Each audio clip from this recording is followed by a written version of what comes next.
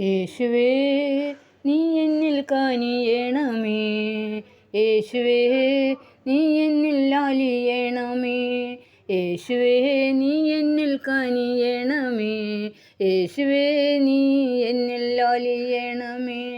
എന്നും നിന്നെ ഞാൻ വാഴ്ത്തി സ്തുതിക്കും, നിന്റെ രൂപം ഇന്നു കാണും വരെ നിന്നെ ഞാൻ എന്നും പാടി സ്തുതിക്കും. എൻ്റെ ജീവകാലമെല്ലാം പാടി സ്തുതിക്കും, പാടി സ്തുതിക്കും, യേശുവിൻ്റെ നാമത്തിൽ പാടി സ്തുതിക്കും.